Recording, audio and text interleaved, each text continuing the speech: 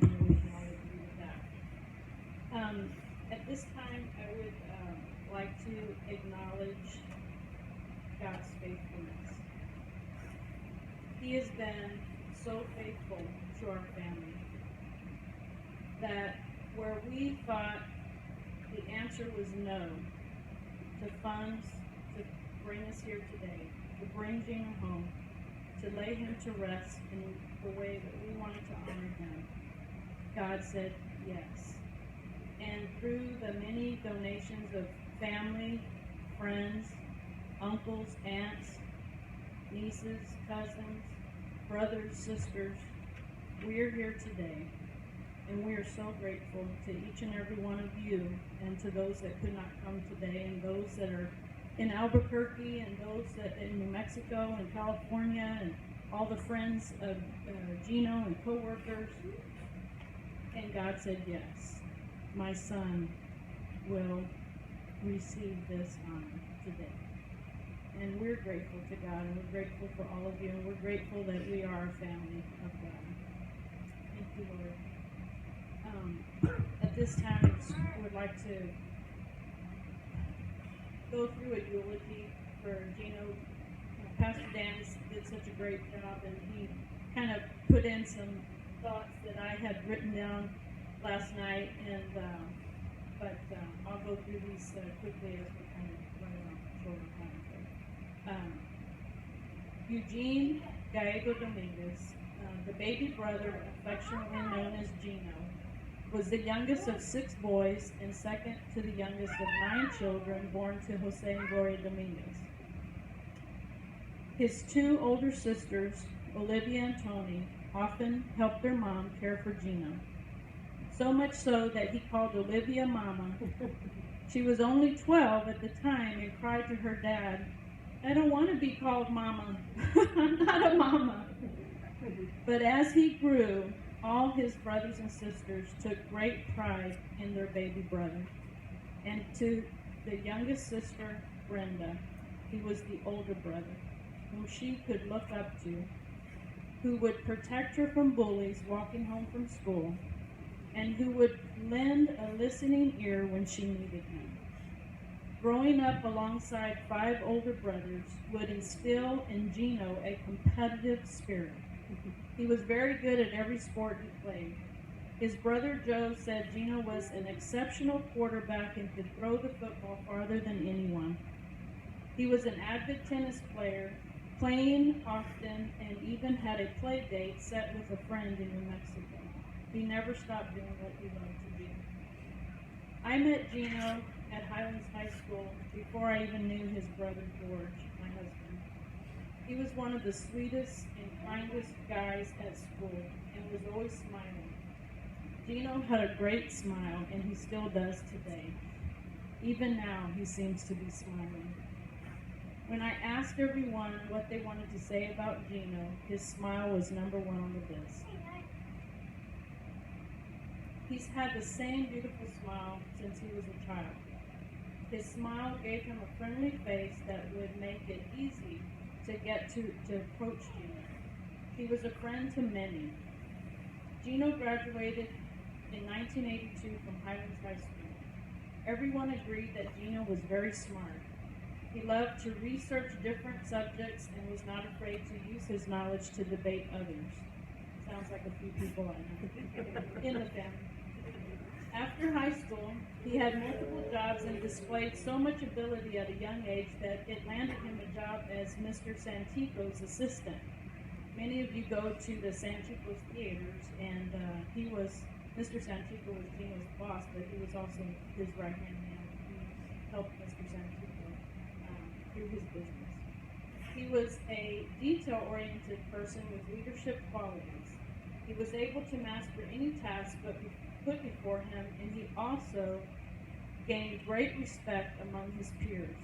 His love for studying the law would land him a job with several attorneys here in San Antonio. One of the roles Geno had was that of being a cool uncle. He has the love and affection of all his nieces and nephews, especially the older ones, whom he often watched over when asked by a sibling. His oldest nephew, Charlie, spoke of going many places with Geno and always had a good time. Geno loved to have fun. He loved to spend time with good friends, play darts, travel, and enjoy life. He was very independent, not a complainer, and never a burden on his family. He lived a private, simple life. Sometimes he was too private. The only burden that he was to his family was of wonder. Everyone often would wonder, where's Geno? How is Geno? And when is he coming? He was a good friend to his siblings. George's fondest memories with Geno are riding bikes, as Danny had said earlier, everywhere that they went. They were only 2 years apart and hung out quite hard. His mother, Gloria, would just light up when her baby boy came home. She was always proud of her Geno, and who would not love to be in the presence of his warm smile? In fact, they shared that smile because she had it too. He inherited it from her. In 1999, Geno celebrated his first Christmas in California. His adventurous spirit would move him to California with his oldest brother, Frank, Frank's wife, Margaret, and nephews, Frank Jr. and Anthony. He lived with them, and while he was in California, he worked for a transit company, spent a couple of years on a working vineyard, and made many memories with his nephews. It was there he would meet and fall in love with Christina Rain. He and Christina would do something that we never thought Geno would accomplish. They would have a son. Enzo would be the firstborn to both Geno and Christina. They were both up in age, and neither had children. Everyone was ecstatic for Geno and couldn't get enough pictures of the baby boy who looks just like his dad. Geno's big smile got even bigger. A few years would pass, and then another unexpected surprise. Christina and Geno were expecting another child, but soon found out the one child was actually 3. 2 boys and a girl, Ezra, Ezekiel, and Maisie. We were all nervous and scared for them both, and wished they were here in San Antonio so we could help them. Their pregnancy journey would even make their local news, since they had used no fertility methods and Christina was almost 40. She even carried the babies the longest term that the doctors had knew of. They were just amazed that she was still carrying those babies and they were not born preemies. It just wasn't the norm for her age and for carrying triplets. With God's grace, they would deliver 3 healthy babies on Christina's 40th birthday. Help for them came from every direction in one form or another, and Geno was now a father of many children. What took George and I 20-something years to accomplish took him just a few. Is that not God? An instant family that came with as much joy as it did challenges. We knew it was not easy, but Geno quickly received his fatherhood on-the-job training, taking on even 2 jobs to provide for his family. The road ahead would be somewhat rough, but he enjoyed his children and loved them every bit of his life. Christina and Geno would make their way to Albuquerque, New Mexico, and Geno was able to find work at the plasma bank, Octapharma. He had worked for one in California called CSL Plasma, and was able to take his leadership detailed qualities to Octapharma and help the company make significant changes that would assist in getting their company lined up with strict protocol and policies. He had the respect, love, and admiration of his co-workers, so much so that when they heard of his passing, they cried, and they asked the family for a private funeral. After Geno's death, his siblings had traveled to New Mexico to make arrangements to bring him home, and to their surprise, they met many co-workers, neighbors, and other good friends that spoke so highly of Geno. One co-worker said that even when he was mad, he was a beautiful person. They described him as an encourager, one that helped everyone. He made each feel special and important. They heard stories of him taking care of the less fortunate, beautifying his and his neighbor's landscape, not just his own, with plants and flowers. Having neighbors over for dinner, they all were in tears that they lost such a sweet, genuine friend. One neighbor said how she felt safe with Geno as her neighbor, and it was going to be hard for her to be there without him.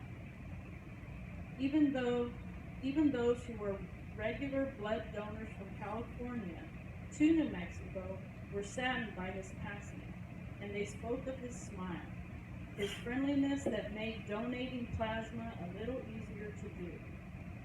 What a blessing for the family to hear of what a blessing he was to others. His co-workers in California called him brother. And when they found out Geno's family was in need of help to get Geno home and plan a funeral, they quickly jumped at the opportunity to give and the opportunity to let the family know all the good he had done and how his passing affected them. They said there will never be another Geno. We know that. But these people had not known him as we had known him, and they even came to that conclusion. We are deeply saddened by the passing of Geno and hurt that his children will not experience growing up with their father. Today is 2 weeks since his passing, and we still do not want to believe it. The first week when they had siblings to Mexico,